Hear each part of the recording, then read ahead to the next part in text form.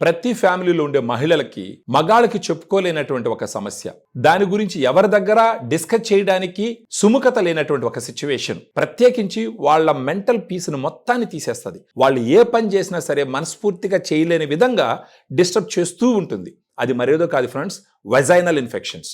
ఈ vaginal infections అనేది stress వల్ల రావచ్చు, డయాబెటీస్ వల్ల రావచ్చు, హైజీన్ ఫ్యాక్టర్స్ మెయింటైన్ చేయకుండా ఉండడం వల్ల రావచ్చు, ఎక్కువగా వాటర్తో క్లీన్ చేసుకోవడం వల్ల రావచ్చు, కాంట్రాసెప్టివ్స్ వాడడం వల్ల రావచ్చు, ఏదన్నా కావచ్చు. ఈ వెజైనల్ ఇన్ఫెక్షన్స్ వచ్చినప్పుడు ఏమవుతుందంటే డాక్టర్ దగ్గరికి వెళ్తారు. డాక్టర్లు వచ్చేసి యాంటీబయాటిక్స్, యాంటీఫంగల్స్, వెజైనల్ వాషెస్ వాడతారు.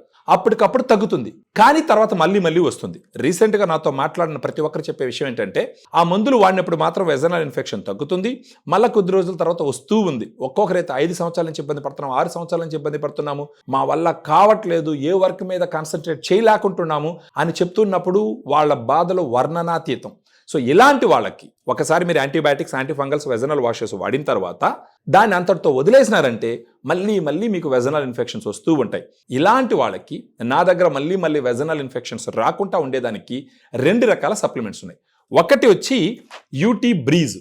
ఈ యూటీ బ్రీజ్లో ట్యాబ్లెట్ అనమాట. ఇది ఈ స్ట్రిప్లో చూసినారంటే ట్యాబ్లెట్స్. దీంట్లో క్రాన్బెరీ ఎక్స్ట్రాక్ట్, డి మ్యానోజ్ అని 2 సప్లిమెంట్స్ ఉంటాయి.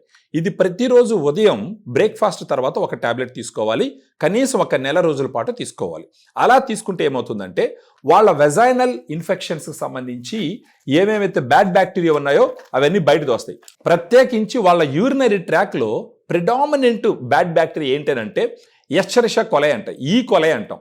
ఈ కొలై బ్యాక్టీరియా ఏంటంటే ఆ యూరినరీ ట్రాక్ గోడ మీద కూర్చోకుండా మన యూటీ బ్రీజ్లో ఉండేటటువంటి డి మ్యానోజ్, క్రాన్బెరీ ఎక్స్ట్రాక్ట్ వెళ్ళి దానికి అతుక్కుంటుంది. అప్పుడు ఏం చేస్తుంది, యూరిన్ ద్వారా ఈ బ్యాక్టీరియా బయట వచ్చేస్తుంది. సో అలా ఉన్నటువంటి బ్యాడ్ బ్యాక్టీరియాని యూరిన్ ద్వారా బయట పంపించేస్తుంది. మరి గుడ్ బ్యాక్టీరియా ఎలా వస్తుంది? దానికి నా దగ్గర ఒక ఇంపార్టెంట్ ప్రోడక్ట్ ఉంది. అది వచ్చి ఫెమిడిలైట్. ఫెమిడిలైట్లో 2 గుడ్ బ్యాక్టీరియా ఉన్నాయి. ఈ 2 గుడ్ బ్యాక్టీరియా మనం యూఎస్ నుంచి ఇంపోర్ట్ చేయించాం.